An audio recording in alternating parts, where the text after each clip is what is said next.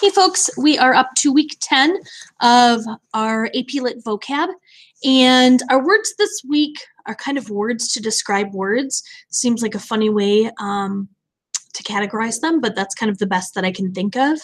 I apologize in advance. There's not a lot of pictures on these slides, but I didn't feel like there was a ton of pictures that were kind of appropriate to put on the slide. It would have been a little bit frivolous, so I did my best, but unfortunately you'll just kind of have to listen to my voice through part of this. So let's get us going here. I will screen share with you. And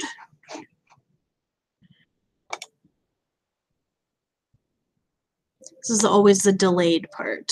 For some reason, it's delays.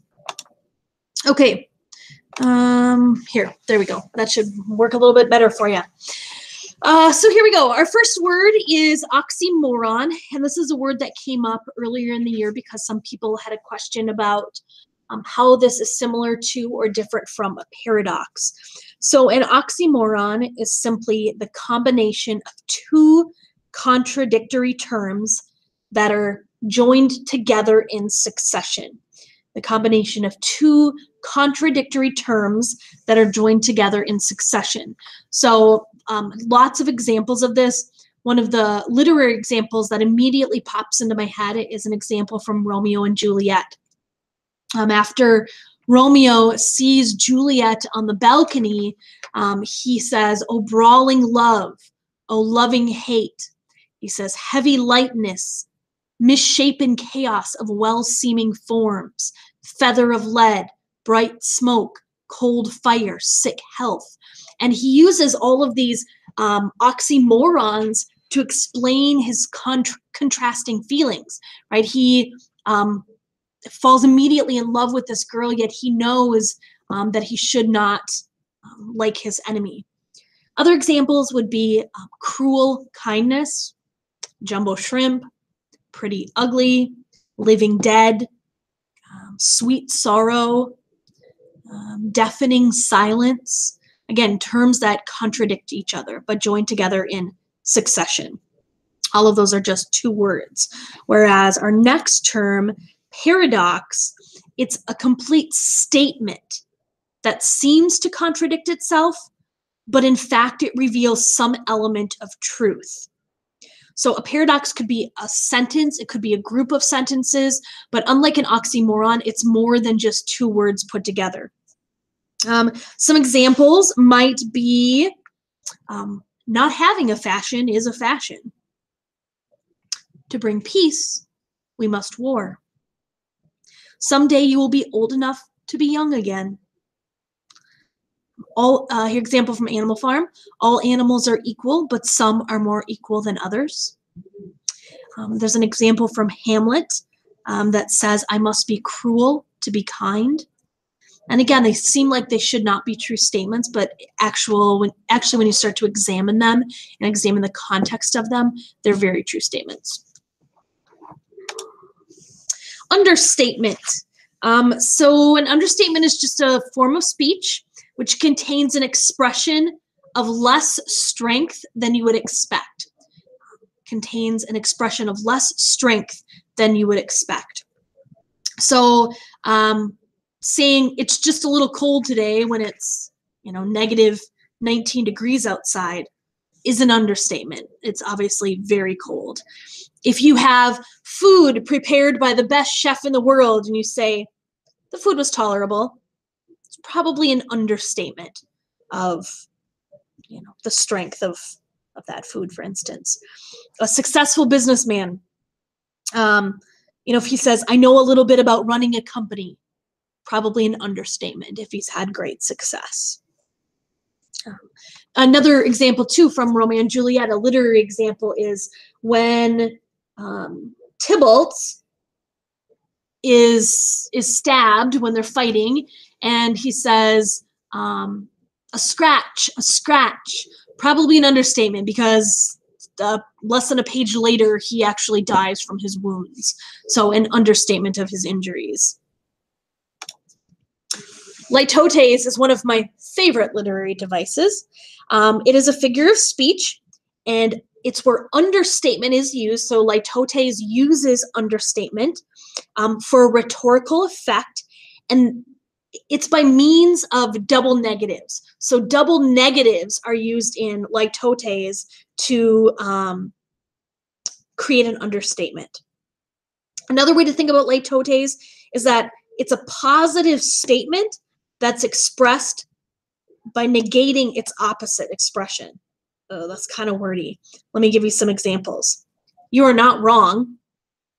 Instead of saying you are right, you are not wrong. Two kind of negatives.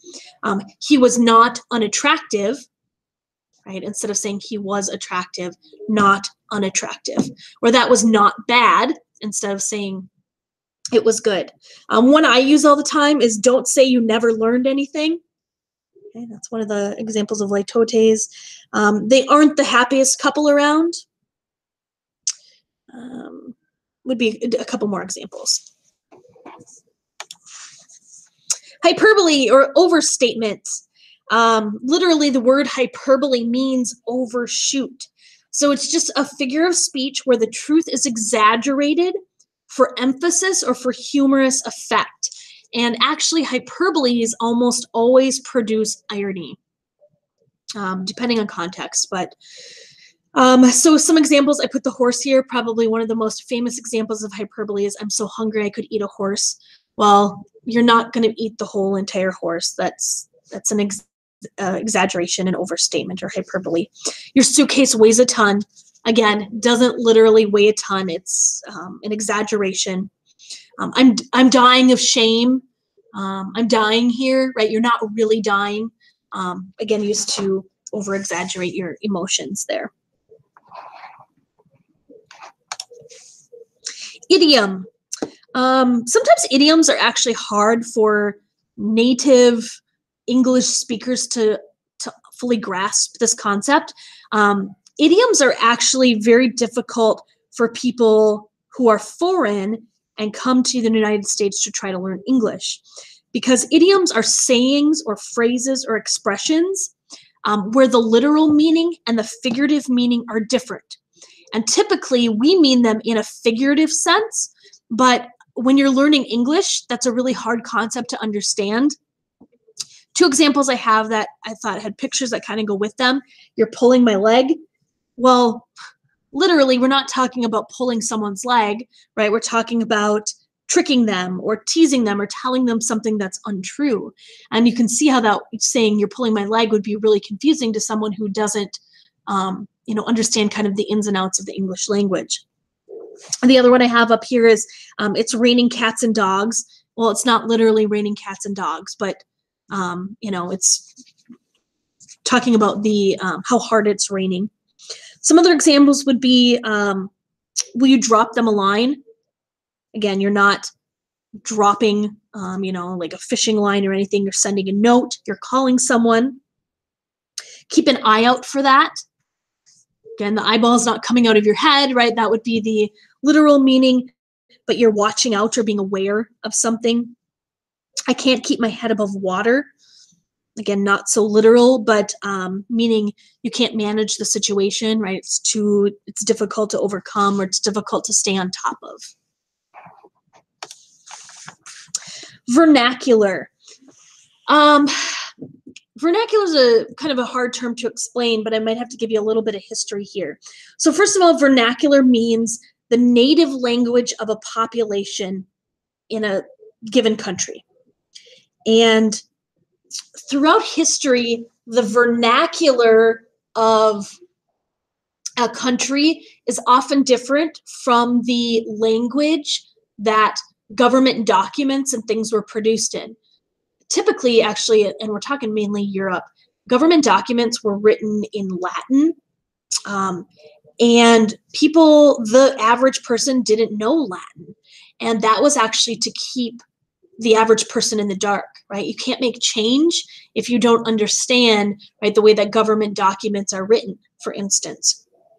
And so literature often would be written in the native vernacular so people could read and be educated through literature, but often government documents would not be written in the vernacular, the language of the people. They would be written in sort of this higher language, often Latin, which only very, very educated people would know or have access to. I hope that one makes sense. You may have questions about that one in class.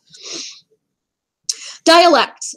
This one often gets confused with accent. It is not the same thing, so I'm hoping I can make it clear what the difference is here. So dialect is essentially a variety of language that's characteristic to a particular group of the language's speakers.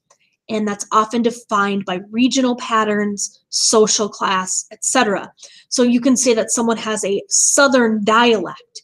It's distinguished by its vocabulary, by its grammar, its pronunciation. To make it clear, when we talk about accent, we're just talking about pronunciation, and dialect is bigger. It's the vocabulary words that someone uses. It's their grammar. If you remember reading Huck Finn was a very difficult book to read because the dialect was so strong, right? So some of the words were kind of cut off, or there were different words used for different things than we would use now. And so dialect, definitely more than just pronunciation. We're talking about the regional pattern of a particular group of the language's speakers. Okay, the next two have come up in questions as well, and so it's finally time to address them. We're going to address synecdoche and then metonymy. And these are two really common literary devices that you're probably not super familiar with yet, but that often appear on the AP exam. So synecdoche happens when you speak of part of something, but mean the whole. Okay, when you speak of part of something, but you mean the whole. So, for instance, if you said something like, "I'm going to get new wheels after school," right? You're using the part, the wheels of the car, to describe the entirety of the car itself. You don't say, "I'm going to get new wheels," and then you get new tires. It's talking about getting a new vehicle. And so it's using the wheels to describe the entire car. If you said, "I'm going to ask for her hand in marriage," you use the part of the hand to describe her as in her body, her whole self, right? You don't just ask for someone's hand in marriage. So in the phrase, it's the part of something to describe the whole. Metonymy, on the other hand, is just the opposite. It's when you speak of the whole of something, but mean the part. It's when you speak of the whole of something, but you mean the part. So if you say something like, "Brazil has lost to England," the countries haven't lost to each other. You might be referring to the soccer game, right? The Brazilian team has lost to the English team. And you speak of the whole of the country when you really mean a part of it, which would be the team. America is referred to often, when we say America, but it's often referring to a part of the Americas, which might be the USA, or even a more specific part of the USA. Let's see. There's a couple examples. If you need more, let me know, and I can give you more. Finally, syllogism. I think this is a term you know and have talked about with Mr. Walden. It is a form of reasoning, and it consists of three parts. The first part is what we call a major premise, or a general statement. Part two is a minor premise, or an example. And three is a conclusion. And syllogisms help us identify truth in a situation, or it may tempt us to come to a specific conclusion. So let me give you a couple examples of syllogisms. All books from that store are new. These books are from that store. Therefore, these books are new. And we kind of come to a conclusion. All men are mortal. Socrates is a man. Socrates is mortal. again, a conclusion we can come to. The Declaration of Independence probably has the most famous syllogism. Essentially, governed people have a right and a duty to rebel against unjust leaders. King George has been unjust, therefore we should rebel. And that takes us to the end of vocab for the week. As always, I will address questions right away on Tuesday in class. So let me know how I can help you, and we'll see you real soon.